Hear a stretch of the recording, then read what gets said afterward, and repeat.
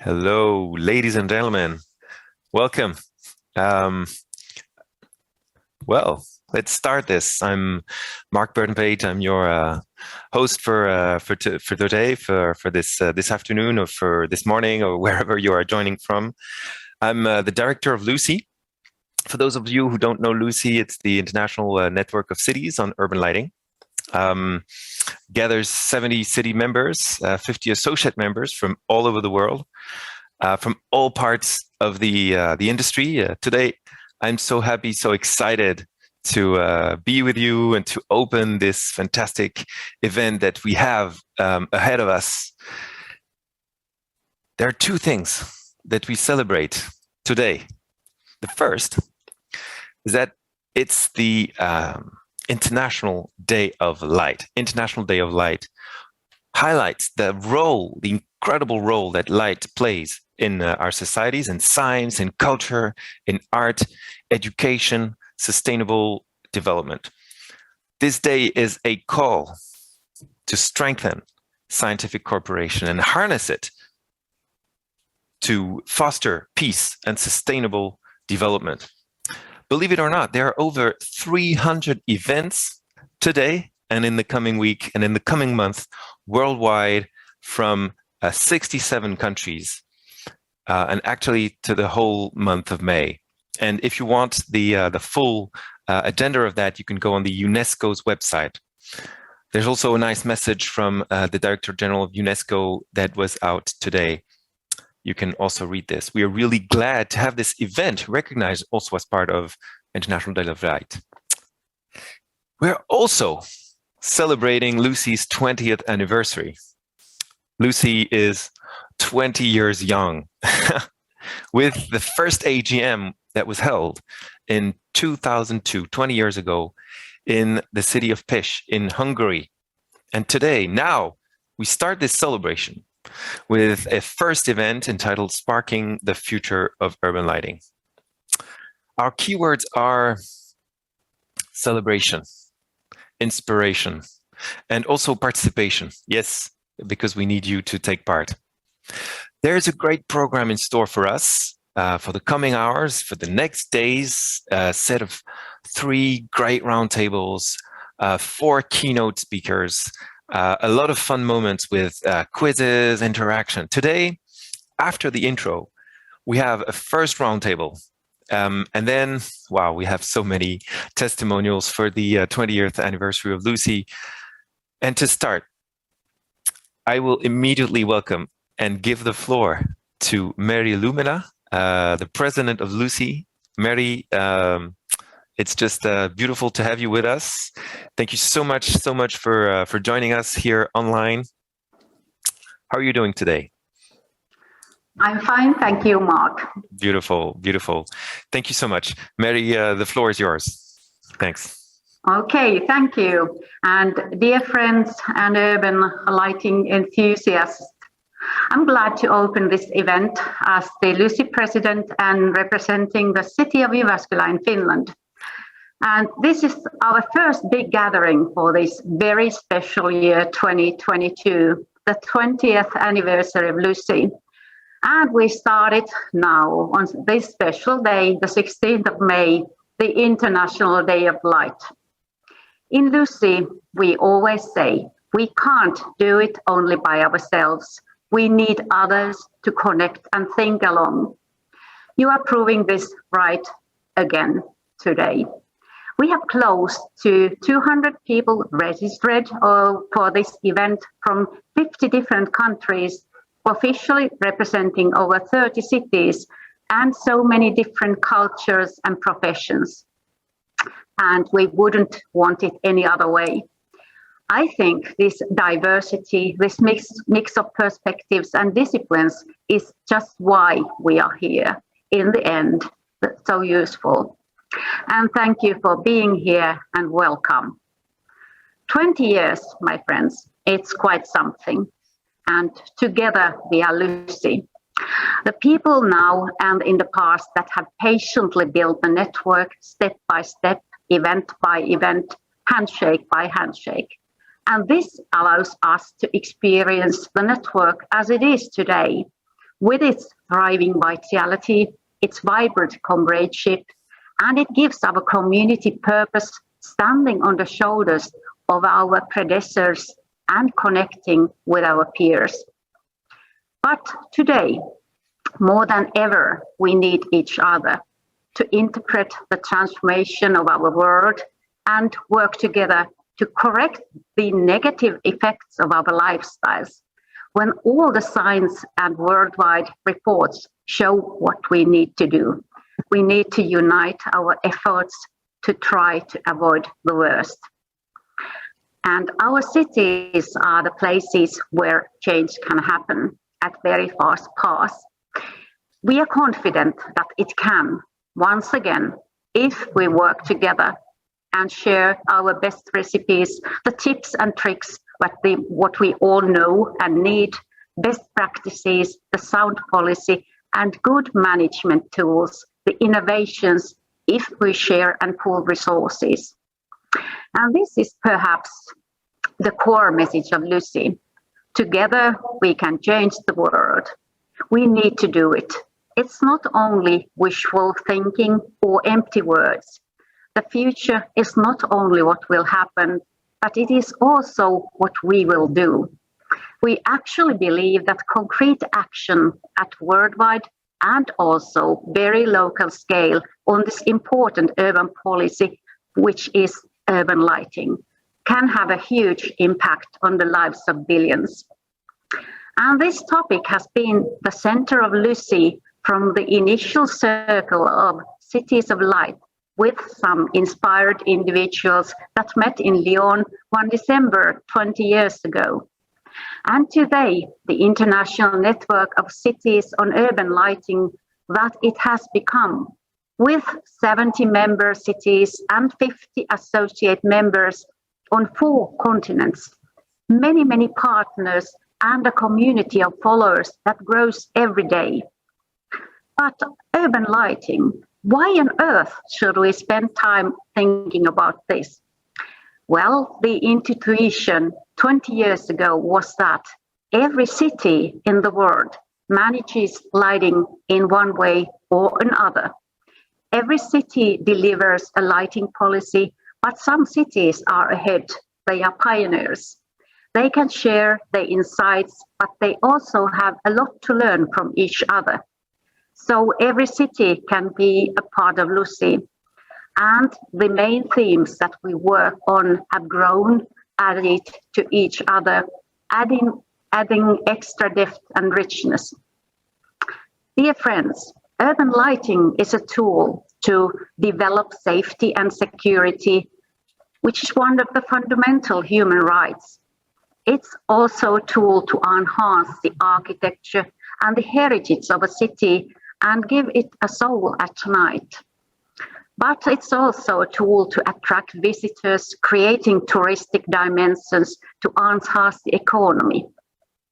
Urban lighting is also a tool to nurture and improve light festivals, not only for leisure, but also artistic creation and sense of wonder and delight. It's a tool for social cohesion to ensure an equal access to this essential public service. It's also a tool to drive technological innovation and harness this innovation for the city. Urban lighting is a tool for efficiency, to use as little energy and other resources as required and use them as efficiently as possible. It's a tool to tackle all forms of light pollution. And today, finally, urban lighting is also a tool to show that we can enjoy the darkness in the right amount, that we can preserve health, well-being, biodiversity, sustainability, and at the same time preserve and continue to enhance comfort, aesthetics, ambiances, quality of life. And now, even more, we have to think of the future. We have to make this effort together, and even more so because all of these changes, mutations, and transitions because otherwise we cannot look at ourselves, look at the younger generations and continue as if nothing was at stake.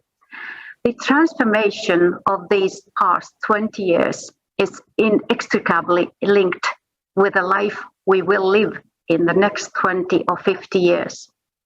In the future, people will look back and say, what have we done or what have they done? And one person on their own can't do much. Once again, it is together that we will make a difference. So, looking towards the future, it is hard and full of doubt. The exercise is perilous. No one has a crystal ball. And with COVID, some parts of the world is still suffering from this dramatic pandemic, and with new menaces on the world safety, the terrible war in Ukraine since February, a lot has changed. It's a complex exercise, but we need to do the effort. And this is what we are doing in the coming 3 days, in the coming year. Actually, this work has already begun. All the components of our network are step by step settling into place towards the same goal. Deliver an inspiring message that might be useful for other cities.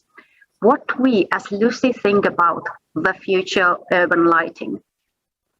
This will take the form of a declaration from the Lucy network, filled with our contributions, your questions, as we wish to inspire the lighting community, but most importantly, all the cities that have not yet joined this movement. We wish to invite them to think along, continue and amplify this worldwide dynamic, supported by our partners and experts. In the next 3 days, we'll celebrate 20 years of achievements of Lucy and look to the future of our field. Where do we want to go? And what is this desirable future and the way to get there? The Lucy team that I want to thank for this groundbreaking opportunity and their hard work and unfaltering dedication has created for us a wonderful program with thought leaders, key urban lighting players, with interaction and fun moments. You are all invited to take an active part, and Lucy cities also have a chance to contribute further in drafting this declaration into co-creation sessions and a special Lucy strategic workshop. Dear friends, I won't say much more now, and I will leave the floor to you all, experts in your field, light enthusiasts, Lucy long-time travelers, friends and friends yet to be discovered, new members and Lucy contributors from all over the world, fellow citizens of our beautiful cities. This is your event. This is your gathering. This is your chance to learn, meet, share, and progress as we spark our discussion on the future of urban lighting. Long live Lucy. Thank you. Thank you very much, Mary. Thank you for these incredible words, giving us some very clear questions, some very clear lines already to start this event. Yes, there's a lot to do, and together I think we can make a difference. Thank you so much, Mary. We will start with the next part of that, the meeting, and I hope that you can join us again at least a few times in the next 3 days, but for sure on Wednesday for the roundtable with other elected officials. Thank you so much, Mary. It was fantastic just to be with you and to hear what you have to say to open this event. One of the questions you just pointed out is, what is this desirable future and the way to get there? I think that's one of our questions, because societies and cities are really changing, and they need to change. So yeah, what the role of urban lighting is one of our questions for us professionals of lighting. And this year we are doing a bit of perspective thinking. You're all invited to take part in this event. In the question and answer part, of course, you can remember if you want to use the public chat that's just at the bottom of your screen to ask your questions. You can also network with participants, visit the expo section. You're welcome to ask questions to our participants, and we, as the Lucy team, we will scoop them up and let them know for the speakers. Right now, I'm really glad to start our first roundtable with 6 cities. So that's the next thing coming up, entitled "The Future of Urban Lighting for Sustainable Cities." Now we will present and go in a bit deeper about what that is. Let me present to you the beautiful people that are joining me for this roundtable, and I will ask you to open your cameras and come with us in this this meeting room. Thanks so much for joining us. Hello, hello. So we have Zoltan Pap from Budapest. Zoltan, you are here. Thank you very much. We also have Bart Peters from Ghent. Hello, Bart. How are you doing? Fine. We have Lars Oklund from the city of Gothenburg, Sweden. Hello. Hello. We have Marjut Kaupinen, and Olli Markkanen from the city of Helsinki, Finland. Hello, how are you doing? Hello. Hey. And we also have Jeronimo Rios Sanchez from the city of Medellín. Thank you so much for joining us at this very early time for you in the morning. And last but not least, of course, Eva Talo from the city of Tallinn. Hey, how are you? There was a representative plan from the city of Albertslund. Unfortunately, he's not able to join us at this time. I think so much is changing that sometimes it's hard to be everywhere. But thank you all for joining us, responding to our invitation, and joining this this sparking event. What we propose actually is not such an easy exercise. The idea is really to have you, from your own perspective, from your city, share your ideas, your hopes, perhaps, or your dreams for the future of urban lighting, for the future of our field. We've had a lot of discussions, all of you already, so there's a lot to share. But looking a bit further ahead in the future, you know, perhaps 5, perhaps 15, perhaps 50 years ahead, it's not that easy. You all have a lot of experience in your field, but I'm sure that we can make this exercise. Our main focus for this roundtable is what will urban lighting be like, you know, in the future? What it will look like? And as the president, Mary Lumila, just said a bit earlier, well, no one has a crystal ball, you know. So of course, this is very dependent on how the cities themselves will change. The mobility, the architecture, the design of the public realm. And by essence, you know, cities change a bit like living organisms, but by design, or even with an absence of design, I don't know. But also how our societies are changing. You know, there's an acceptance level that is quite specific, and also, of course, linked to climate change. For example, one of the main goals for cities is more and more around carbon neutrality. Even perhaps carbon positivity can be a question in the coming years. In Europe, at least, in our part of Europe, we see the new 100 climate neutral cities by 2030 initiative from the European Commission, and with 100 cities that is involved. It's a very big initiative, a big new mission of our European Union, an ambition as strong as putting man on the moon. That's what they say. It's clearly stated in the preparatory report, you know, for this initiative. It's incredible.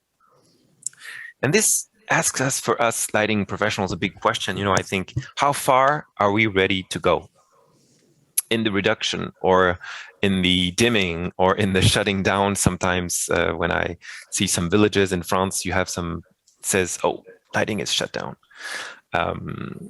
or of our public lighting at night.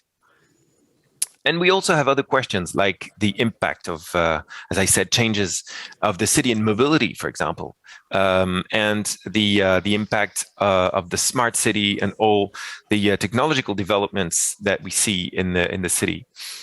How does that, how will that play, and how will urban lighting, which is a long-term policy, how will it react? How will it adapt? Perhaps we'll see how far we can get with all these questions. We have an hour and a half to start, and to start with these questions. It's not enough to go with everything, but at least we try. We have 1 hour just of conversation between us, and then 30 minutes for question and answers from the audience. So please, if you have questions, don't hesitate once again to put them in the chat, and we will get them for our speakers.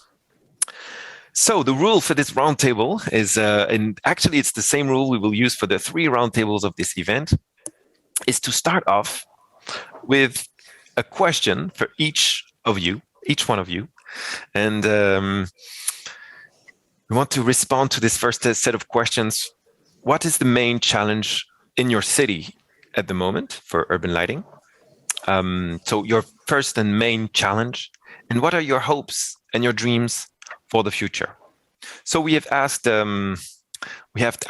you these questions already. So I would like to hand the mic, perhaps directly, or let the screen for Zoltán Pap from Budapest. So if Zoltán, I can ask you to respond to our first set of questions, and then we'll go to the other cities. I have asked you to be very short, so it's a big exercise, 2 or 3 minutes max. So Zoltán, up to you. Thank you very much. Your challenge, hopes and dreams for the future. Thanks. Thank you very much, and it's a great pleasure being with you and celebrating Lucy 20 years as one of the signatory cities. Well, we had fantastic plans, and we were thinking of the future and the carbon neutrality and everything nice, but reality has grabbed us back from the long-term perspective, and the reality today is quite different for Budapest. When I was thinking of the main challenges in our city, I was thinking of LEDification, smart city, and so on and so on. And today, actually, the biggest challenge is, on the one hand, the rocketing energy prices and the cost increase which happened in our industry, and the city income which was lowered actually by half due to this problems with the pandemic and with the war, the terrible war that we have in the neighborhood. And on the other hand, we had to face some new realities. There is a huge threat on the supply chain, as if we face the banning of the fluorescent luminaires, for example, in 2023, or there are some rumors from the industry that the high-pressure sodium lamps will be taken out of the practice from in 5 years' time. So we have to face several problems running the lighting in the city, because LEDification has started, of course, but it's just 1/10 of the luminaires which is changed, and of course we have to do that on the medium term run, but the lack of financing is very difficult, and how to operate the lighting until we can make all the LEDification in the city. So these are very, very major problems, and above that comes all the questions of the smart city issues and the environmental issues. So we are facing right now, in the next 2-3 years, a very, very tough situation, how to adapt ourselves to these new these reality challenges. Thank you. Oh, my dreams for the next years. Well, we have planned to make approximately 25,000 luminaires exchange program in some years, and I would like to double it due to the new requirements regarding the high-pressure sodium luminaires, and of course to establish a city-wide platform for smart city where we can connect the smart lighting in Budapest. Thank you. Thank you. Yeah, thanks. Thank you so much, Zoltán. I mean, it's yes, I think very good to start with these big challenges that we all face. I think as cities, and that are impacting us right now, and that will definitely be impacting the very short term future. So that's something we can already discuss. I will now turn to Ghent. Bart, please. Well, what do things look like in Ghent? Bart.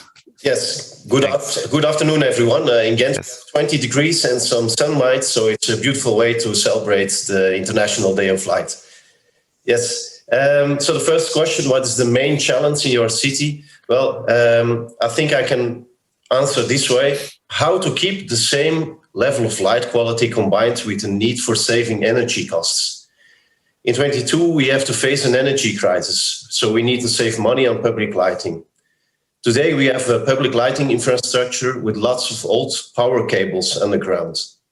Question is how to implement new LED technologies on the existing cable network without breaking open all the streets. Smart LED lighting or LED with an interactive wireless connector can help us because energy supply is from the same power cable, but the communication can be with can happen wireless. Because of the interactive wireless connector, we can start up dimming from 30 to 50, even to 70%.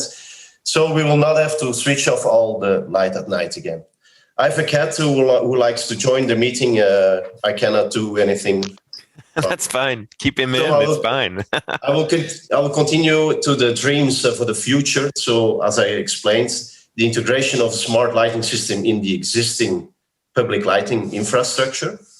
And the second dream is that we can continue to work on the light plan in Ghent, in which new light technologies can be combined with the existing vision and award-winning night scenography of the Ghent light plan. Yeah. An experience of 20 years, and let's continue another 100 years.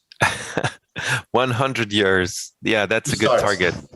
We won't be here, but the next people, the next generation, they will be here, and I hope they can see Ghent also as I did at least once or twice, as beautiful as it is. Thank you so much, Bart. I totally agree with what you say. Great, thank you. It's a good start. Lars, I'll turn to you now, and yeah, leave it open for you. Thank you. Yeah, hello, and thank you all. As my predecessor said, it's very good to be here and celebrating this great day, and I love your cat, Bart. Beautiful. The major challenge for Gothenburg is in fact that we don't yet use the lighting and illumination as a powerful tool as it is. The knowledge of the full potential of lighting from the city planning process all the way to sheer maintenance is not yet implemented fully, I think, in the organization. We are working on it, really. Added to this primary core mission, illuminating the city and keep the safety and security, we see the lighting system in Gothenburg as an infrastructure for digital communication, actually.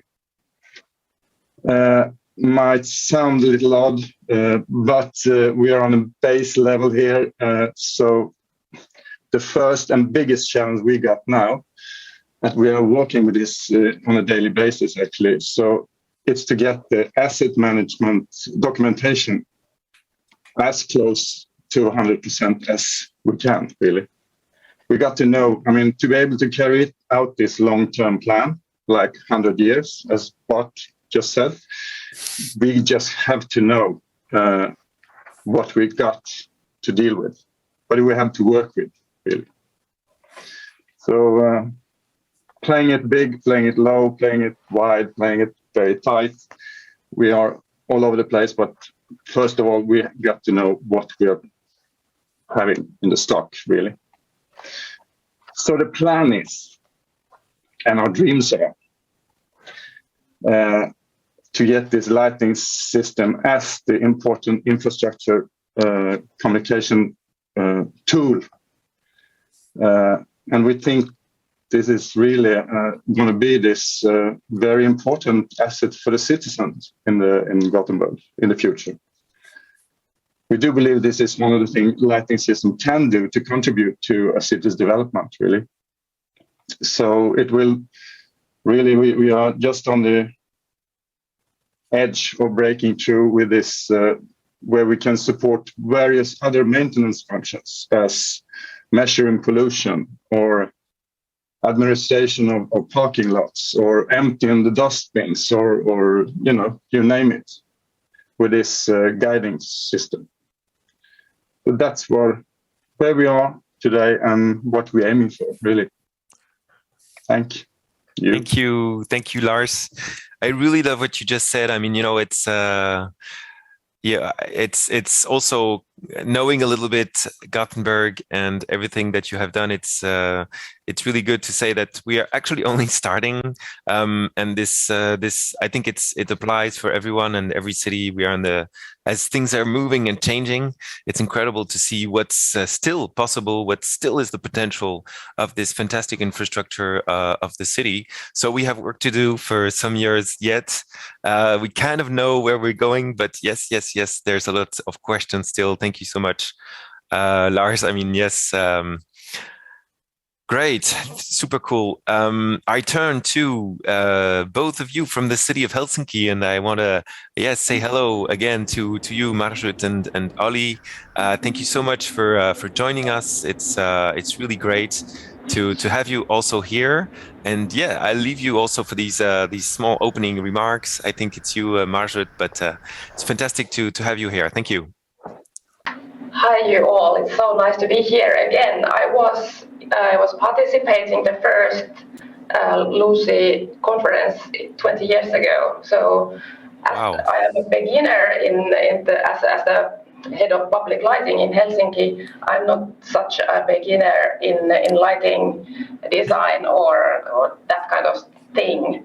So I'm an architect actually, and I know the city of Helsinki well. I've been working in different roles here, so I have lots of dreams and ideas how to develop my hometown together with Olli and the other guys working here. And as about your questions about challenges, I would say that we follow the strategy of City of Helsinki, and that makes us a kind of challenge in itself. So sustainable growth. City is growing, and we have to develop our systems as well, technically and kind of by vision. We are dividing this moment, so I'll go straight through my dreams and hopes. And of course, carbon neutrality is one of the goals, but I also have a kind of idea or dream of coherent lighting plans with other operators in the city of Helsinki. We have begun that process 20 years ago. It's much better now than when I walked out of city of Helsinki like 14 years ago and now came back. So I see what has happened. But now it's your turn, Olli. Yes, I could say what is the main challenge here in Helsinki, and I have to say that Zoltan said the thing already, the new EU directive, which is coming 24th of February 2027. So all the discharge lamps will be forbidden. And we do have 70,000 luminaires we have to change, and that's a lot. And what I am a little bit afraid that since we have tailored every single of those light sources and luminaries to the streets, we have to do the same thing with the LEDs too. And we only have a few years' time. So it's a really challenging challenge for us and like for everybody of you. And Bart told us that we have to change also other things than the luminaries. We have to change partly of the cables and some old poles too. And this is a huge effort for us. So I can't say the same things that have been said here before. So I guess it's a big problematic thing for all of us. I would like to add some more thing that hasn't been spoken yet, and I'm so interested in research, and I would like to know more about the residents' ideas, what is good in lighting, how they feel in different places, and what should be developed further. And that's one of our goals in the future, to get more research done and more cooperation with the people who actually are using our lighting. Great. Yeah. Thank you. Thank you so much. I mean, getting this at the end, the citizen perspective, I think is very important. What you both said, also bouncing from other people is important and validated by many. So thank you so much. Helsinki also, as Budapest, you probably have this, and probably Medellín too, Jerónimo later, but you have this issue that you are very large cities. So this is also something, there might be different issues according to scale of the city, but here we also see some lines between your cities that are very similar. So thank you very much from Helsinki that you've shared this.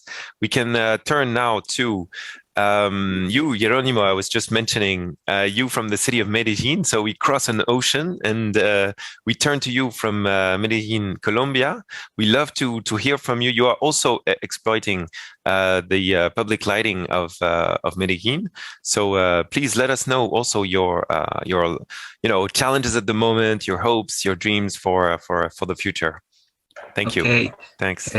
Hi, by other side of sea.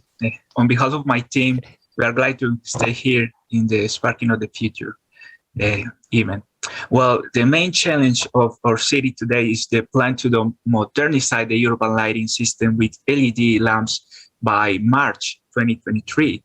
We are talking about 140,000 luminaires with a $23 million budget. Well, the technology change is guided by the lighting master plan methodology. It's not a one-to-one change, but rather we dedicate the time to design each road. We identify areas with a little or not lighting, as well as over-illuminated lighting areas to revitalize public spaces and encourage their reappropriation at night, and to reduce the environmental impact. We are using lamps with angles at 0 degrees and 0 upward light radio to guarantee lighting efficiency and to obtain more savings in electrical consumption. We are planning around 40% without dimming and to decrease the night sky illumination. Well, our hopes and dreams, maybe it could be a poetical dreams, but we are making all our effort to reach it. We hope the urban lighting systems that we are implementing will not only serve to illuminate, but also improve the economy, social interaction, and technological integration with other services, achieving more and more service for the people. We're dreaming of an efficient lighting system, from its technology to the administration itself, a friendly system with the fauna and flora of the city, a system that connects, communicates, and is always at the service of needs of the community. The visual perception that good quality generates will always lead the new ways to sharing something. And that is what we want. We want that lighting helps to improve inclusivity in all sense. Great. Yeah, beautiful. Thank you. Something that, you have, I think, all mentioned now is the connection to from the lighting infrastructure that you have now to wider fields linked to urban lighting via perhaps some smart technology. Perhaps not only you have mentioned, Jeronimo, still also linking with the citizens, and you have mentioned this social dimension of lighting, which is, I think, very important. You have some big challenges, of course, as we can see. The scale of your city is so massive. And you were saying 140,000 luminaires, right? I got this right? Yes. You have to change in a few years. Yes. Okay, that's massive. Well, good luck for that too, and we'll obviously keep in touch also regarding this big project. I turn now to Eva from Tallinn. Eva, please, how are you doing? How are things in Tallinn? And also, I guess as you are last, you can also talk about what the others have said, but your challenges in Tallinn, but also perhaps your hopes and dreams for the future. Thank you. Thank you everyone, and thank you for inviting me. And also thanks for Lucy, this amazing 20 years job you have done, and this inspiration and shared knowledge. And sometimes it seems that this knowledge and technology innovation is really way ahead of reality. And that is why we have many challenges, not just one. But I think as now these electricity prices have raised 2 or 3 times, we have expectations from politicians to speed up electrification. And now we have approximately 40% LEDs from all lighting points, but in next 4 or 5 years, we are hoping to replace almost all old technology. But it is difficult, as we also have old poles and cables in many cases, and it takes bigger investments than just changing lamps. And on the other side, we are trying to reduce energy consumption, but on the other hand, number of lighting points is growing due to a new conception in city lighting, as we want to illuminate all pedestrian crossings, all pathways, all playgrounds, all play school outside areas. And of course, our challenge is the implementation of luminaire-based city lighting control system, which we don't have yet. And about hopes and dreams, actually these technology-related hopes are completed LEDification and this working luminaire-based control system. But as a wider vision, lighting strategy goals, we have to publish Tallinn City Lighting Strategy document, as our old lighting development plan is out of date. And we have to compose Tallinn light pollution study for next year's Tallinn Europe Green Capital event. So that's all from me now, for now. Yeah, very clear. Also dreams, very operational dreams. Like, okay, yes, we need to know more about our lighting equipment, about what we do as light pollution, what you just mentioned, the link to, of course, this to the technology, etc. I mean, that's great. Also, you mentioned that Tallinn will be green capital of Europe next year, 2023, yes. I think. Yes. Okay. Wow, it's hard to take a step back and really summarize all of your 6 contributions from 6 different cities, 6 different angles. Thank you very much. I want to say something great. Very good news. We're on time.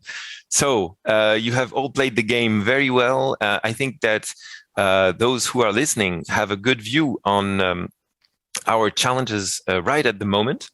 Very operational challenges for the moment now. For the next years, LEDification needs to go much quicker, of course. Keeping the light quality, keeping an eye on what's happening in the technology, and of course getting to grips with everything that's happening. Yeah, there's an acceleration moment, of course, and I hope that we can all adapt and keep track. Yeah, already being together makes it easier, I think, to say, okay, let's exchange and see what the problems are. I can already see that we have some more exchanges to do. Let's open a second part of this roundtable. I want to ask some questions to some of you and to go a bit deeper into what we've discussed. Zoltan, perhaps I can turn to you first. You are managing a very large Yes. urban lighting spectrum of the whole of Budapest. Budapest, I think, is 2 million city inhabitants.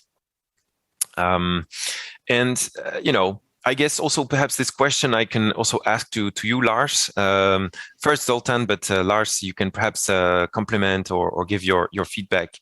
And any other of you that wants to come in to this first question, you know, about the lighting strategy for sustainability, because I think this is the whole title of this roundtable, but this is where we're going to in the end. You know, what we all want is a sustainable city. I think now we are all agreeing in this. How can lighting help achieve some, you know, carbon neutrality targets, or at least this climate change targets that we all have? So, no lights. Are we going to turn them off? Are we going to dim? How far? You know, how far can we dim? But are people accepting that? Are people accepting the darkness that's there? How do we balance this between, you know, the bright levels of light and the darkness? You know, social acceptance. That's something, but also the norms and you know, how are we dealing with this? The norms, perhaps they are asking for specific light levels. There's a question around the norms and then how we go about respecting them, but also new things to invent. Zoltan, perhaps, how far can we dim? I don't know. How can we achieve carbon neutrality with lighting? This is really a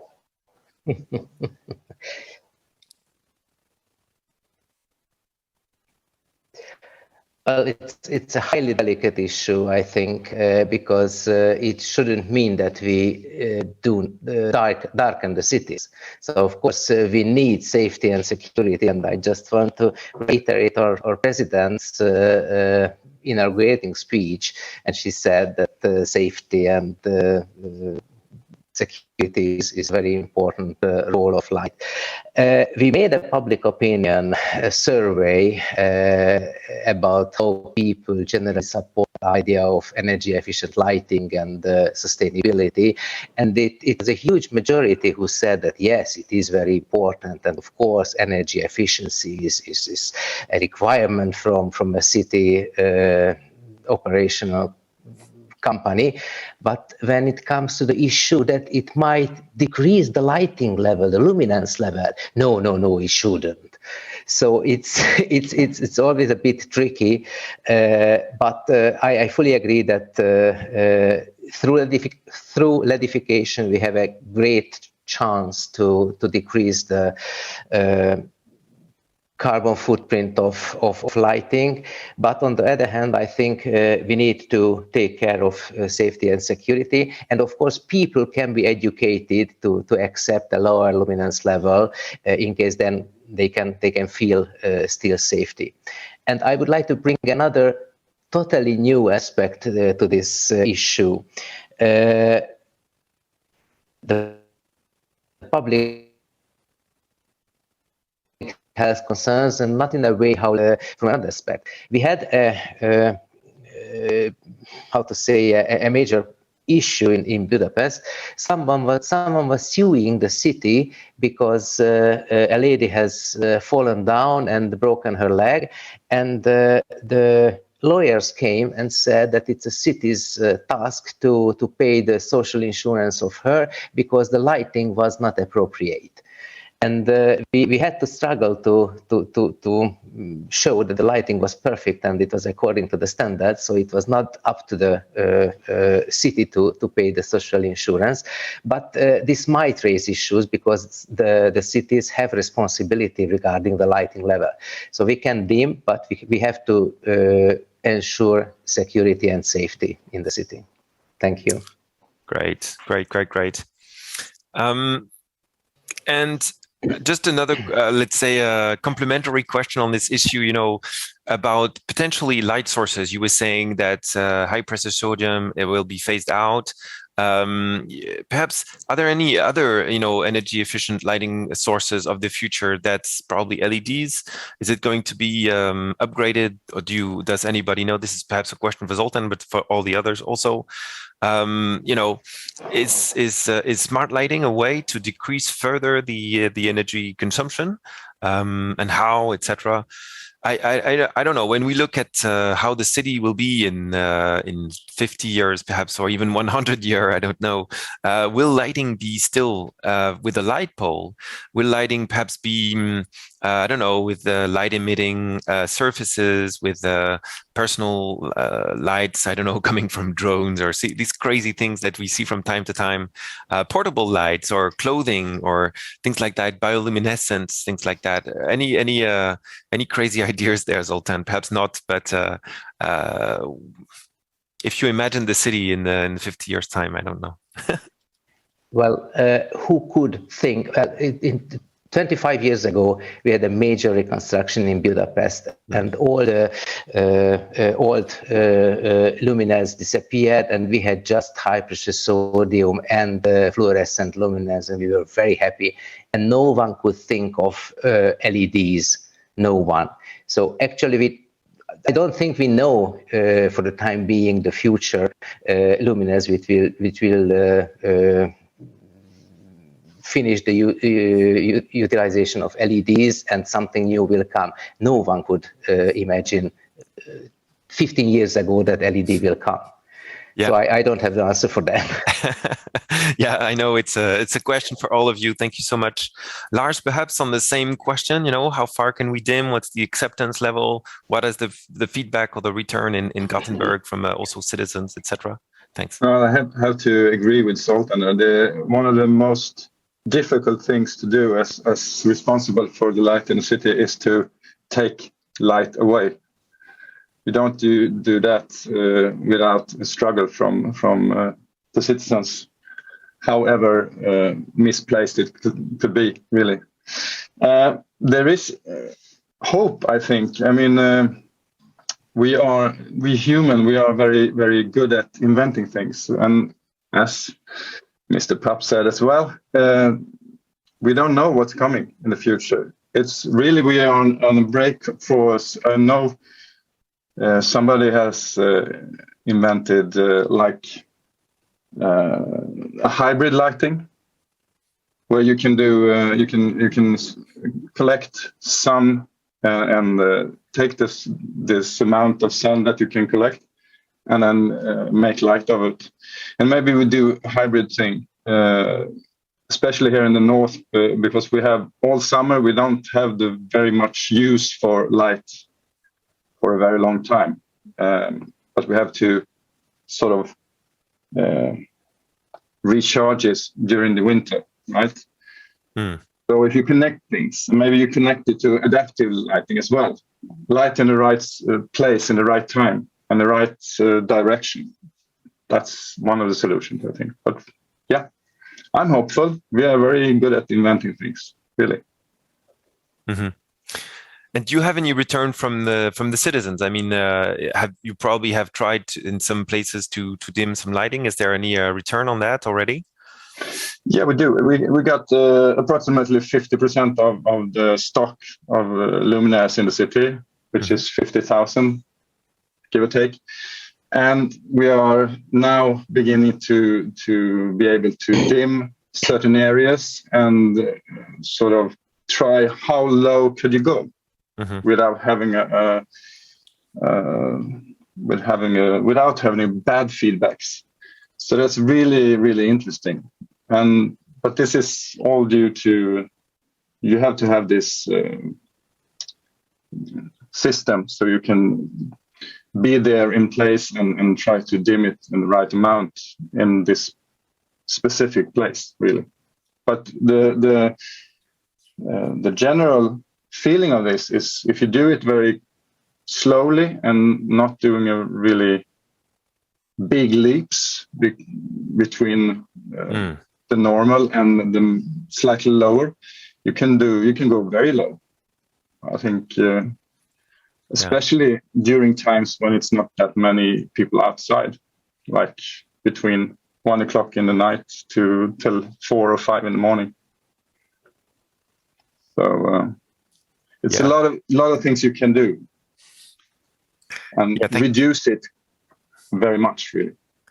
Yes, I've heard that from a number of your colleagues too. That actually people don't see or don't complain, and that in some places, of course, not everywhere, but in some places, light is not needed in the city for 90% of the time. So, of course, that is something we can try to do, as long as, of course, we keep the safety and security up for everybody. Yeah. Yes, and it's a huge difference between taking it all away. Yeah. And dimming. Okay. I was talking about these little villages in France, but yes, of course, I'm sure there it's a bit different. Eva, you have your hand up. Don't hesitate. Please, come on. Thanks. I just wanted to add to this dimming topic that we made this little test, and human eye doesn't distinguish when you dim down by 50%. You know, you start to notice it when it's down at 20% maybe. So this is quite interesting, but 50% is not distinguished by eye. So in Tallinn, we are dimming road lighting at night by approximately 50%. And there was a problem with our kindergarten or play school outside territories, where we had this norm like 20 lux, and we dimmed it down at nighttime by 20%, so it means approximately 5 lux, and still we have had complaints that there is too many light. So it's kind of interesting information that maybe we are afraid too much, but we should dim 50% is okay, I think, even more. Wow, that's incredible. That's incredible. To just be able to say what you've just said, I think it changes a few centuries of urban lighting. So that will probably be coming slowly but surely, as Lars was also saying. Thank you so much, Eva. I think that's a great intervention. I will hand over to you, Jeronimo. You have your hand up. Don't hesitate also to give your perspective from Colombia. Thank you. Okay, our perspective is like Budapest, as Sultan said. The dimming, we have the ability to implement the dimming, but we can't do it now because the regulatory terms they are not clear yet. So, but for us, for EPM, it's important to say that we could dimming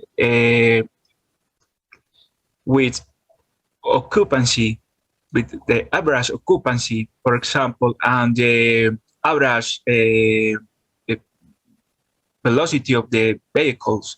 So we are studying these cases to make a layer of sense of security, occupancy in the city, to make the correct rules to dim here in Medellín. Yeah. So by the other question about the about new efficient sources of energy. We are thinking about the bioluminescence, like as you said before. So it's not uncommon that in the future we will see natural lighting elements that reach favorable lighting levels to human activities at night. It's strange to say that, but it could be at the future. Yeah, it's incredible to see some experiences where you have self-emitting roads, things like that, that really show the way, or things like that. I think it's also perhaps a way to imagine having these these natural lights. Of course, we have to make some tests and see how they really work, or paint, or reflective paint, or things like that. It's really interesting. Perhaps light is not needed in some situations, and we can just make some a difference in there. Thank you so much for pointing this out. I also like the link to the solar lighting you said, Lars. So light from natural means is very, very interesting. Thank you. I was also going to go in this questions of how to know what are the criteria to know where we dim, when we dim, etc. Of course, according to the quality of the night and what's happening during the night. I think that's also one of the main questions we have in our whole environment of the future of urban lighting. How is the night going to change, or how can we better know about the night? We have a few great speakers tomorrow and also on Wednesday that will also help us to think along with how the night is changing and evolving in our cities. Of course, it's very different everywhere in the world, but there are some common things. Okay, thank you very much. I think we can turn to some other questions, because one of the things that changes, and you've just mentioned this, Geronimo, about velocity of vehicles and cars and traffic and mobility. So you can see where I'm going here. I think mobility trends are very important in our cities, that are, of course, built with a lot of streets, with a lot of mobility devices. This is why we live in cities, is because we need to be together, but we also need to move, to go to work, to go back home, to do lots of things, to actually just live. So mobility is very, very important. But we see that it's also changing. We see with COVID that things have changed quite a lot in big cities, at least like bicycles have been a very big trend. What is the impact of these changes on mobility on lighting? I was imagining this assumption that if there is no more cars, there will be no need for less and less lighting. What happens if we have self-driving cars? Now, I know that's not right now, but or even semi-automated vehicle. Perhaps Bart, if you can help us here on this question, the promise of more and more autonomy in cars. I know we're not going to get there like totally fully self-driving cars, but today in the anticipated future, perhaps can you give us some of your feedback on this, perhaps? Sure. Well, in Ghent we don't have automatic cars yet, not yet. But maybe within, I say again, 100 years, we'll see what happens. But in Ghent, we have a circulation plan. And that is really interesting to see, because the city center is not fully loaded with cars anymore. No, even back to the pedestrian, the cyclist. So it's nice to see how a city and public area can relive again. I think which is important about speed mobility is the connection with light, indeed. With automatic or semi-automatic vehicles, the car doesn't need eyes to see. I think we're human beings, we need eyes to see, but a self-driving car, I think it works on a data network, on all algorithms. So it's another aspect of light. You don't need to have light 100 meters before you driving with the car. So I think that will be the future connection between light and speed of mobility. The future is onto cyclists and pedestrians, so we can lower down the level of light we need in a city. So we can dim the light, so it's all connected, and we all go the same way into the future, I hope. Great. And yes, I had a question, you know me now, I'm not a specialist of lighting. I've come to love this topic for the last 6 or 7 years, but I have a question. Perhaps it's not only for you, Bart, it's for all of you. When you ride your bicycle in the city, do you need a different set of lighting than you have the lighting for cars? Do we need to change that? Do we need to adapt the lighting perhaps better, or is there a specific rule for lighting for bicycles? Is there how do we adapt the lighting that's there already, or how does it happen? Or for pedestrian in that sense? I mean, it's nearly a bit similar, but of course bicycles can go very fast now, even with electric bikes, etc. So how do the cities reinvent the way they're using lighting for this new mobility, this new I would say green mobility, but perhaps not green. I don't know. If someone has an answer specifically, I see from Helsinki, you have your hand up. Is it for this question or, yeah? This question, because okay, cool. Thank you. Today we have met this question, like in practice. Yes, there are special things that have to be taken care of with the bicycles, and the new kind of, it's called bana in Finnish. So it's a special road for cyclists, and it's going to change lighting, and it's going to change the urban landscape a lot in the future. Yes, and the lighting standards, there's missing the part of the longitudinal uniformity there, and I think we have to illuminate those with higher class and better. So there is real uniformity, and there are also other bicycles like e-bikes and scooters and lots of traffic. Higher speeds and more traffic, and the walkers are separated from the bicycle, and that's why we need uniformity. Yes, and we have to make some tests, and we don't know so much yet, so it's going to take its time.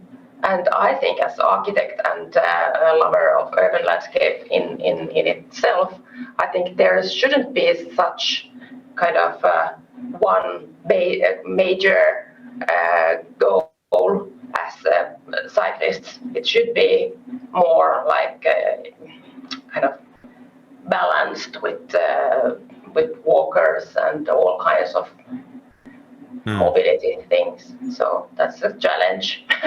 No, it's a big challenge. We're going from a challenge to another challenge, like how to dim and how to get the right balance, to how to have lighting for everybody, like cars, cyclists, and pedestrians at the same time. But this is where perhaps design can also help us, design of urban lighting, but also design of policy. And this is what we're talking about here. And I think having a vision on where we're going will help us then to design better the policies and the operations. Thank you very much. It's great to have your direct feedback on what's happening today or a few days. So thank you very much. Jeronimo, perhaps if you have some question or some comments on this specific question related to mobility, go ahead. Yes, it's about the mobility trends. We think that we need in the future to require other lighting profiles, which implies photometrically more efficient lamp sources.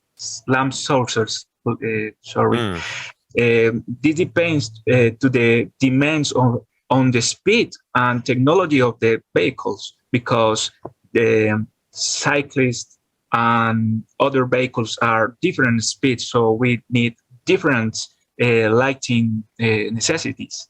So that is important. And the impact of automated or semi-automated vehicles, I think that the lighting infrastructure, not only the lights, we could maybe could be the ally to this technology, because is in the future there could be equipment installed on lighting poles with systems made up of geolocation protocols or for this type of vehicles, or rely on Wi-Fi technology to guide the vehicle, for example. So just for me to get it right, you're saying that perhaps also the light infrastructure might help with additional benefits than only, let's say, only the lighting, but also for this whole network that's used and needed for perhaps new automated vehicles. Did I get that right? Kind of. Great. Thank you so much, Ionimo. This also asks a big question, and I want to go to the last part of the questions that I had in mind for this part of the roundtable. You know,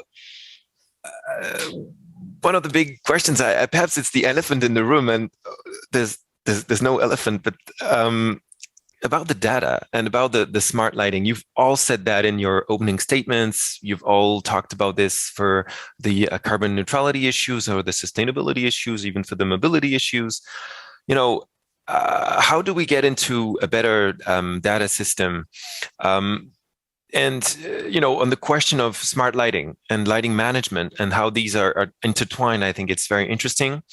How do you see the impact of new urban lighting or new technological developments? I mean, I'm not a tech guru or anything. I don't listen to great, far-reaching podcasts or things like that. But I know that things are in the cooking, in the kitchen cooking, and I've heard that at least things like artificial intelligence. When we hear that, sometimes I raise an eyebrow saying, yes, but we will always need humans, and okay, so artificial intelligence and urban lighting, things like that, how does that connect?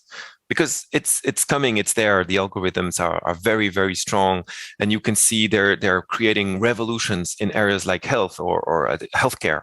In lighting, what's the idea? Right now, if we imagine the nighttime use of the public realm, we've already touched upon this. It's very complex. It's complex. We live, we work, we move around. We're humans, and we also inhabit the city. But there are also other inhabitants, like animals and plants, and in that city, of course, it's very complex. But it produces a lot of data. Who is moving where?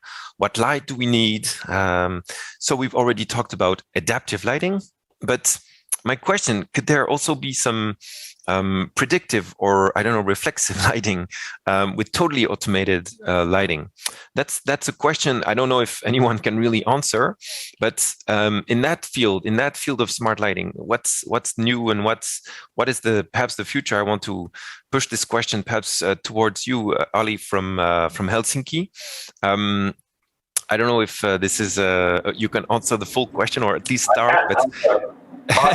Thank you. Yes, I have to say that we already had 2006 a management system for our maintenance, and we did it this way that if somebody is sick, he can go away and we can automate his role. So it was called that it could take the role of the guy, but actually we can do it for everybody of us. That it goes automated for the customer until to the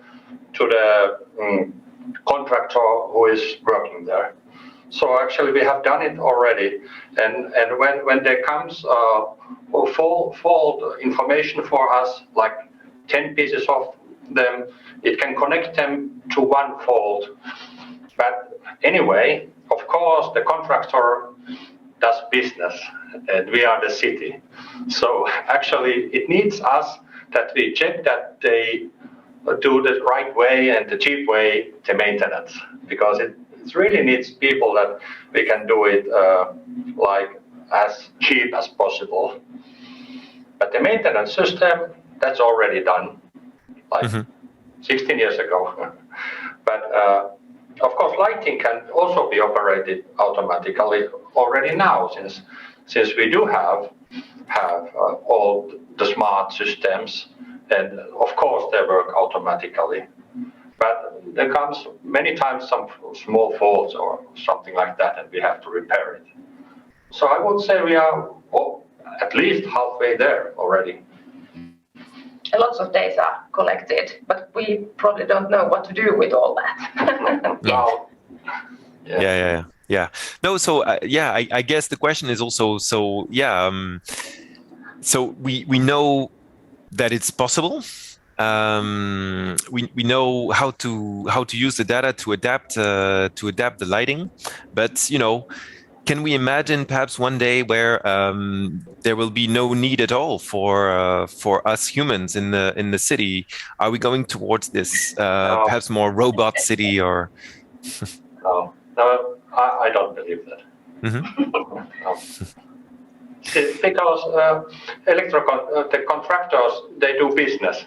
So there always has to be some guy who checks that they don't do too much business with us. Yes. Surveillance. Yes. That's a great answer. Thank you so much. Yeah. I have 2 hands raised from Zoltan. I think you put it first, and then Eva, please.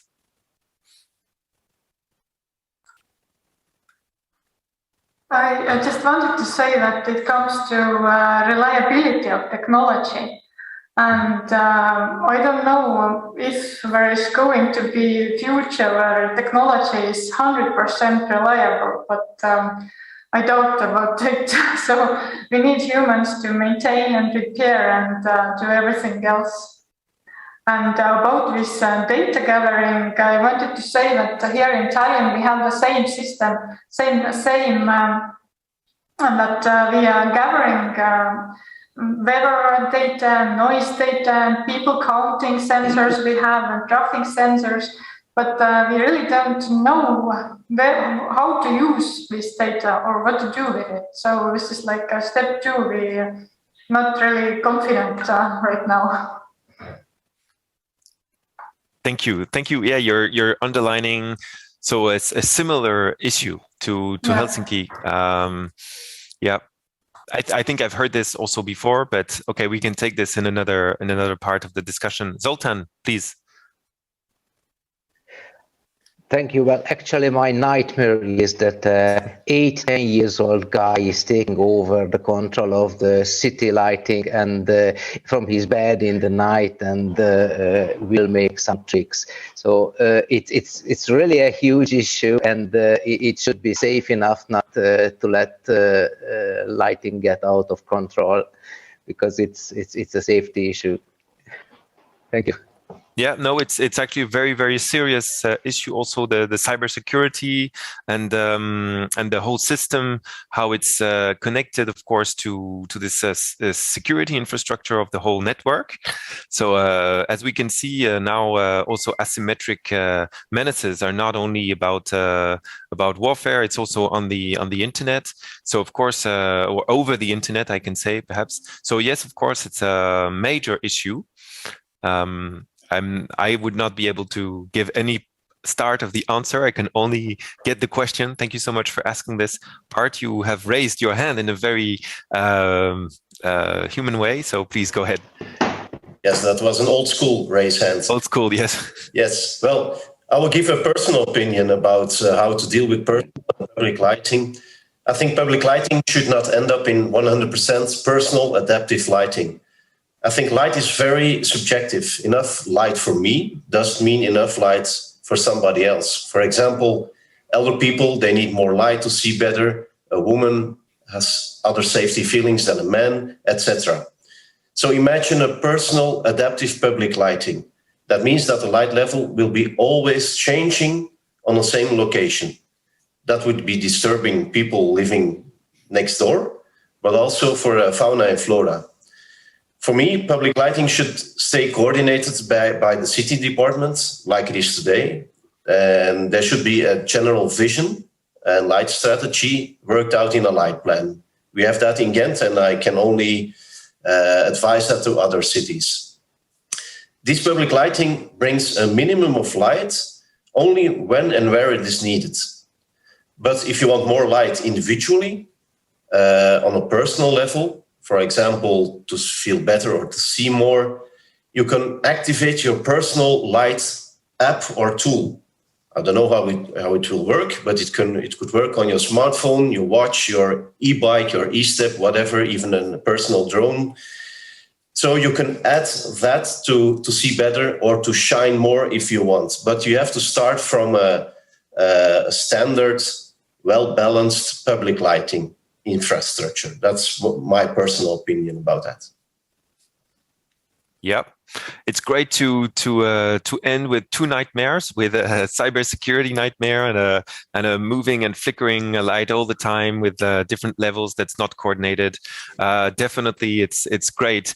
And perhaps one of the I will allow myself a little joke here because some of you might know me. I like these light related puns, but perhaps we can go from a nightmare to a nightmare. And perhaps a nightmare will enable people to coordinate and to be together from the city and stay in the driving seats, and we can avoid these nightmares. I'm here also teasing for Wednesday because we actually have one of the night mayors who is a night czar, Amy Lamey from London, and she will also give her a vision of the city at night in general, which is, I think, very, very important. Thank you so much, all of you. We have questions from the audience, and we promise to keep a lot of time for these questions. So, Geronimo, I see you've just put your hand up. Perhaps you'll have a chance to respond to one of the questions, and if we have time, I'll come back to you. Okay, so believe it or not, we are here in a meeting, but a lot of things have been happening on the chat of the platform where we live stream this conversation, this great conversation. I'm really happy to have you all here again. Thank you all for listening and for being with us to listen to this great conversation. We now open the floor to all of you for questions, etc. So I know that you've already started putting your questions. We have, I think, between 40 and 60 of you people listening out there, and many more will listen, I hope, also to the recording of that meeting. We have a first question, and I'd like to thank Daniela Sioplanta from Canada for asking that. I think it's a great question. We could even ask it to start one of our days. What is the color temperature you have chosen as cities for the new LEDs? It's a straightforward question. It's a straightforward answer. If you can go ahead with all of you, perhaps, okay, a question in two. What's the main color temperature you use and some other color temperatures you might use for different buildings? Let's start again with Zoltan. What's the main color temperature you use? You're mute. You're on mute. Yes. Zoltan, we can't hear you, I'm afraid.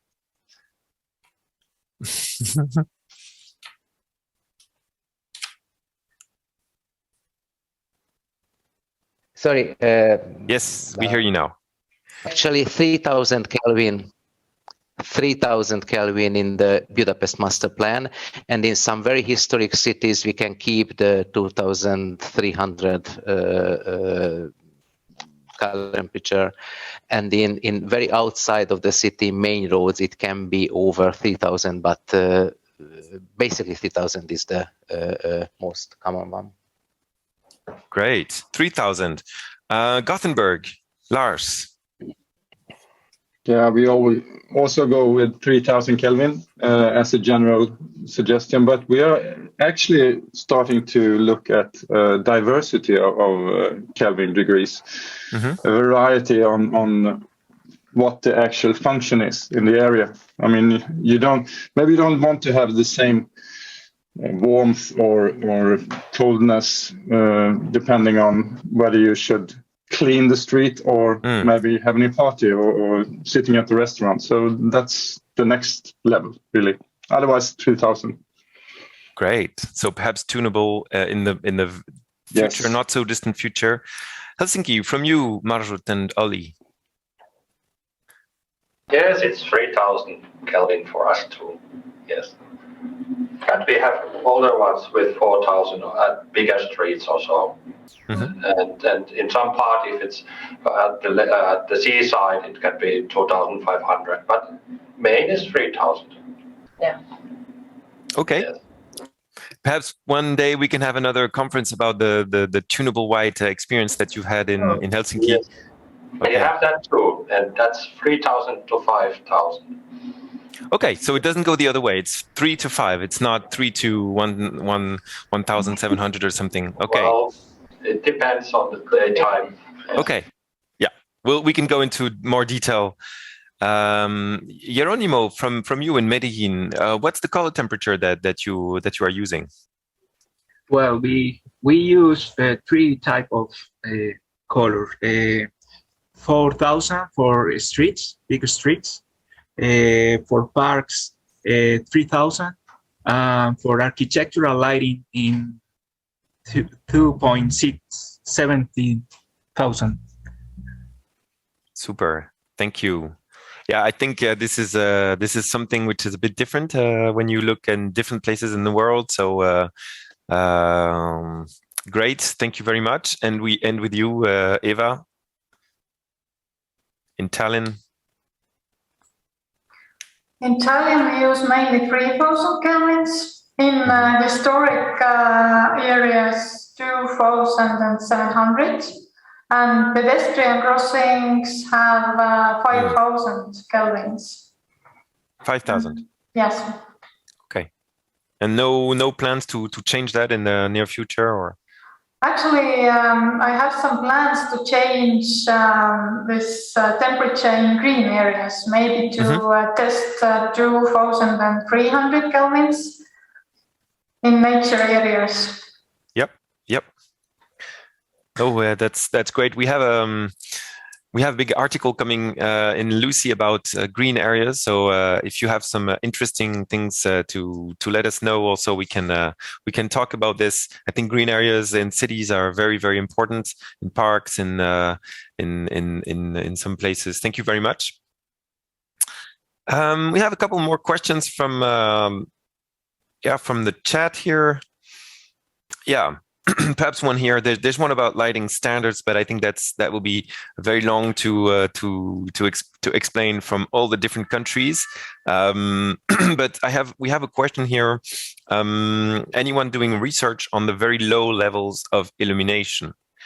So very, very low levels. Perhaps we could call it deep dimming or something like that. Of course, here I will also like to make a junction to our light pollution working group in Lucy. We have some working groups that are extremely interesting and going on very very nice. We've just started one about light pollution for cities. And yes, there was a discussion about this deep dimming. So of course we started this conversation with that. But anyone doing some research, some scientific research, perhaps qualitative research on these deep dimming, and you have some things to share.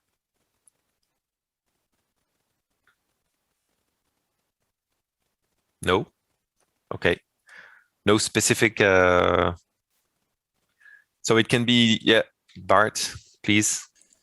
What I can say is if you dim for 50%, it's right, you don't see it. Okay. Some tests in Ghent, and it's true.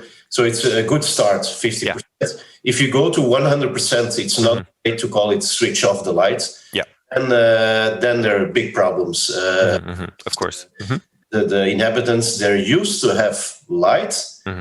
So that's too far. So I think the future will be between the 50 and the 100%, but you cannot switch off. I don't believe that will be the future for a city. Municipalities, that's another context, but for cities, for example, Ghent, we have 80,000 students for our university, so the city doesn't sleep at night. I guess. Okay, now I have a great question for all of you, and of course, you can probably all answer, even if there will be some difficulties to answer also, because it's not an easy question. In the start of this this roundtable, we have started with some hopes and some dreams and some ideas. Now, how do we get there? And one of the questions, how do we get there, is will the cities have the financial capacity to achieve these dreams? So without getting into very specific details on the architecture of your financial development in your cities, because that can also get into very complicated questions, and it would be a very interesting question for a next roundtable perhaps. But do we have the capacity to build or to develop these dreams? Do we have the capacity, the financial backup? But I would say, linked to that, do we have the political backup also? Because it's, I think, a linked question. Can I go around the table again and ask you from Budapest about these financial questions? I know it's hard because of the time at the moment, of the energy price, etc. But perhaps you have some key insights.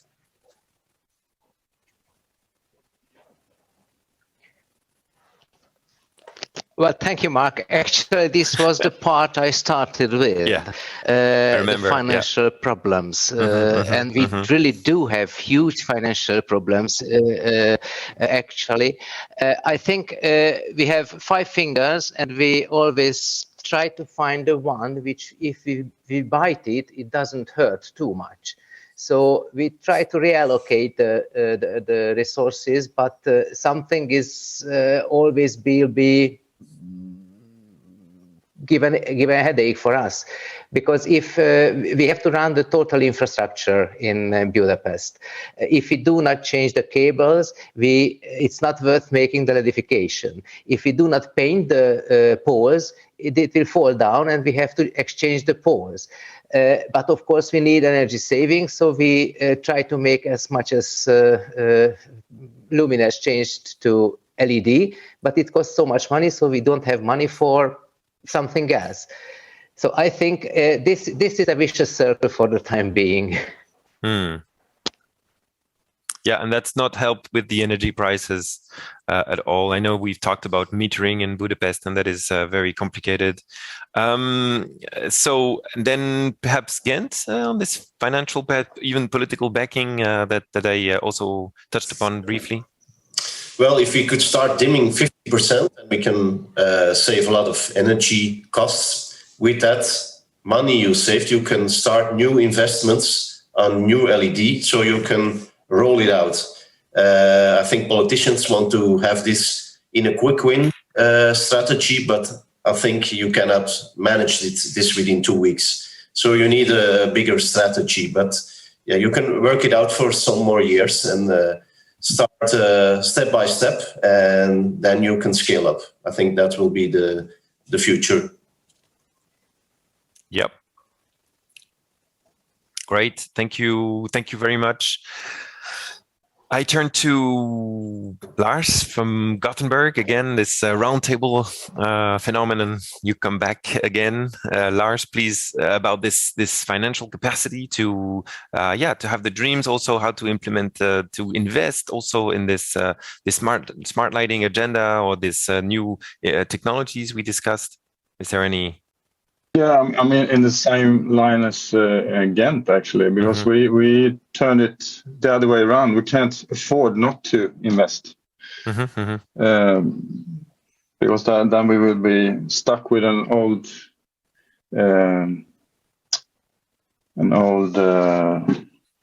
luminaires and poles and everything. But and our politicians really listen to that. And they came back and said, how quick can you solve this? And we have to sort of break them, like take it easy. We can't do this, because if we switch everything now, we will have the problem maybe 10 years from now that we have to switch everything again. Yeah. So we have to have this maintenance rolling every year, like 5,000 luminaires maybe, or something like that. So that's where we are now. In some sense. Yep, I think this prudent approach of the step-by-step is very important. Yes, it is. Okay, but you still need some investment capacity at some time to start some new innovation or development, or is that only funded by the city in Gothenburg, or would you have some other finances coming from various sources?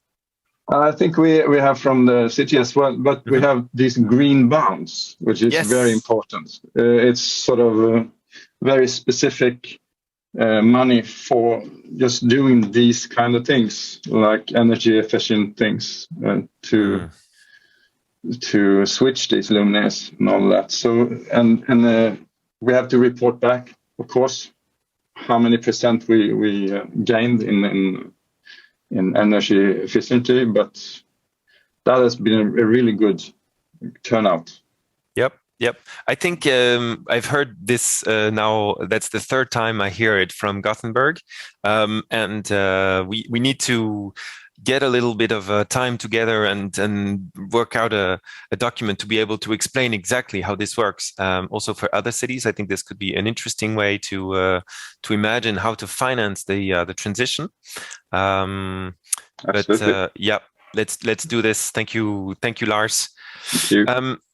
I will now turn to you, Helsinki, about this this financial and the political vision and strategy. Is it enough to invest in this new lighting systems or the transition that's going on?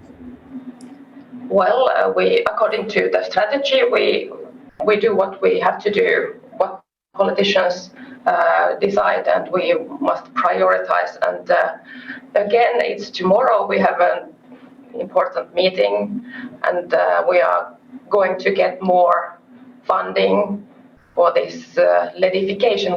That's a nice word we are learning. I'm going to use it tomorrow when I'm presenting our ideas how to go to our dreams. Super. Yes, and payback time is also one thing we have to arise. So this is smart thing to do. Yeah, that's sure something politicians ask. How long does it take to pay back everything we have invested? Yeah, absolutely. In the recently published Lucy publication, the Smart Lighting and the Guide to Smart Lighting for Cities, I think it's the first step in the chapter that's we called How To. Is build the case, build this specific case. For the investors, for the politicians, to be able to explain very clearly what is possible in terms of payback period, etc. However, every country has its own mechanisms and its own financial background and complications or complex systems. I will turn now to, thank you very much, Marjut and Olli. It's also great, thank you, Marjut, for pointing out that actually in a Lucy meeting, you learn things that you might use even tomorrow. And you've just told us something that we were using yesterday, so it's just a circle. I turn to you, Geronimo, from Medellín, also in this financial issue and this, how do we invest for these dreams? And well, is EPM that invest in the lighting infrastructure obviously approved by the municipality. So we have many projects that we first analyzed in EPM, and then we going to present to the municipality. So it's the manner that we invest in the lighting infrastructure for Medellín. Yes. Can you please remind us? So you are managing and maintaining the lighting system for Medellín. Yes. You are the company that is doing that for the entire city, right? Yeah. Okay. Yes. EPN is a lighting operator. Yes. Okay. Beautiful. Thank you. So we have a lot of other nice questions. I just want to hear Eva's perhaps answer to this investment or financial goal and issues also for Tallinn. I think it depends on priorities, but now is a really good time to invest because the higher the electricity prices, the shorter a payoff time would be. And the other thing is that maybe in near future we don't get sodium lamps anymore. I don't know when it was this datum when we and we have to invest it's the answer. Yep. So I think the electricity price can be an opportunity here if you take it like this. Yep. Thank you for pointing it out.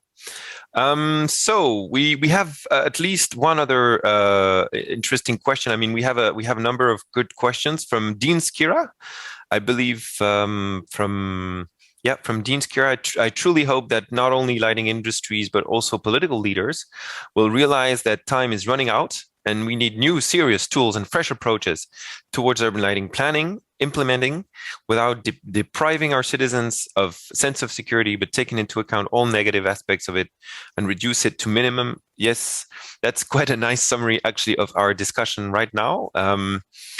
We have a question from Mr. Goodnight, professor at the University of Southern California. How are older city light poles transformed in each of the cities? Yes, that's an interesting question. In Los Angeles, we are working to change the internal structure, but keep familiar form. Yes, there's been a big design challenge, I think, in Los Angeles. I saw some result of that design challenge. Who wants to take that question from the old light poles to new light poles?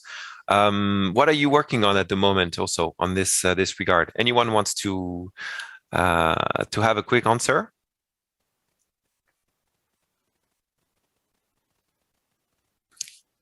When you change the light poles, do you keep the exact design? Do you keep the structure, familiar form? Lars, please. Yes. Yeah, I can just catch that one because we have in Gothenburg we have I think 3 or 4 types that we are very keen on saving. And what we do, we try to LEDify them, really. Keep the form and make them LEDified. So that's a simple solution to that. So that's more a retrofit, I guess. From not always. Okay. So you change the bowl with a new light source, but you change it, but you keep the design. Yeah, we keep the outer design, and we put like the guidance system and everything in it. So okay, that's nice. Yep, thank you, Geronimo. Also. With a city perhaps that's perhaps more comparable to Los Angeles in terms of size, at least. Yes. Well, with this modernization, we are maintaining the old poles if it's necessary, but we are going changing the design. So if we need to get right what one pole we get right, and other that we are making currently is we are investing in lighting poles, a translucent pole with light inside. This is to prepare us to smart cities systems, because as I said before, we are dreaming with a light not only to illuminate, but to communicate. So communicate with light. For example, it is an accident. So the pole could be to change to red light and sparkling red light, for example. But the currently poles we are using is necessary. If it's not necessary, we are going to get right of the design. Yeah, no, I think that's also a good answer. So perhaps some changes when needed, because to reflect on the future uses, of course, of the city. It's really interesting. I heard a great presentation on how cities are communicating with lighting. That is very, very interesting. There are tons of experiences, and it's really an interesting one to be able to talk about. We'll perhaps take that to another Lucy event and think about how light is a communicator in the city, not only a wayfinder and for legibility, etc., but how can you communicate new messages, etc. So of course the design of the poles and the design of the whole nightscape and is going perhaps to change also in the coming years, etc. Thanks so much for that. We have another big question here, so I don't know if we can if we can have perhaps one of you answering. We have another 2 minutes in this this session, so answering a big question in 2 minutes is a kind of another challenge. But okay, it will be the last question that I have for you. Some cities, I think all of you, I don't know, but at least some cities are planning for conversion to LEDs, even sometimes full conversions if need be, or step by step, as we heard.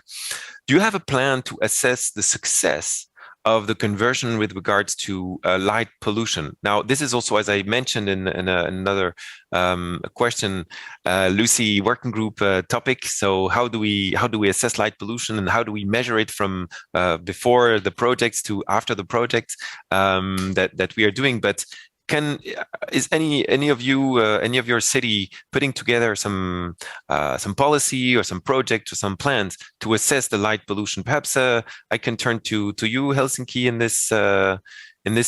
this topic of light pollution. I think there is some specific work being done.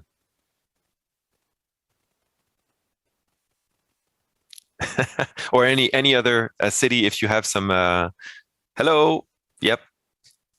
Okay, go ahead. Yes, we are so proud of our quite new guidelines how to create non-obtrusive lighting, urban lighting. It's very good. It's from last year, and several other updated guidelines we also have. So we trust on this kind of good guidelines for ourselves and for consultants and designers and everybody. It's so easy to follow those very deep.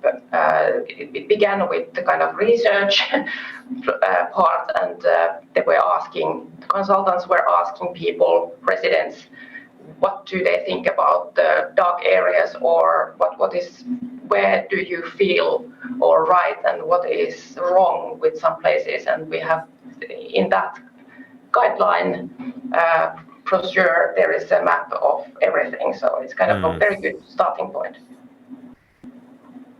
And is there just a follow-up question to this? We heard from your colleague Pia in our working group. So is there a plan to measure that again? Because I think that science is about comparison. So is there a built-in plan to measure, to compare what's happening between now and, let's say, I don't know, in 15, 20 years, or at least a will to do that? It's kind of built in that guideline that we should do it, or not if the city doesn't it, so it should be the kind of private operators that does it. Okay. That will be the end word of our conversation today. Thank you all so much for joining the people on this event. It's been fantastic to have you. It's truly very, very rich to talk to you all. It's fantastic to hear from you again, and to go even deeper in all of your ideas, your hopes for the future. I really want to thank all of you. There's more that we could say. There's more comments that we could have. I just want to thank all of you for really also this live Q&A and this lively Q&A that we've just had with great questions from everyone. Very, very practical, but also I think it gives us a little bit of an insight on the future and the questions that we have for the immediate 3-5 years coming that are on our hands already right now, and even some further questions that what could we see? I think you really deserve a big round of applause. At least I can do this on my own here in my office. You can hear me, but imagine everybody is clapping, and imagine that we really say a big thank you to all of you. We'll be back, of course, and continuing this exchange. What comes next? In just a few minutes, we'll have a group photo of everyone. So we'll all jump in the same Zoom link. So we're all together and we can have this this group photo and some fantastic Lucy 20 years testimonials. Some of you have contributed to that here in this meeting, but much more, many more people are joining us. We will cheers to the Lucy 20th anniversary. That's exactly what's coming up. So prepare your mug, prepare your glass of something or anything that you might have. Prepare your Lucy coasters also that we've shared, and we can also have those. And after this, what's coming up just after this celebration moment is a big announcement and a big launch of the Lucy Cities and Lighting Awards that is very new, and it's just coming up. So join us in the Zoom link that we've shared already. There's a break right now, so 10 minutes, and a really short break, just 10 minutes, and we come back and have this testimonials and celebrations, and that will be it for today. There's also a quiz at the end of the day. So, have I forgotten anything? Perhaps Jessica, you can tell me if I've forgotten anything. If not, then we'll just have a short break.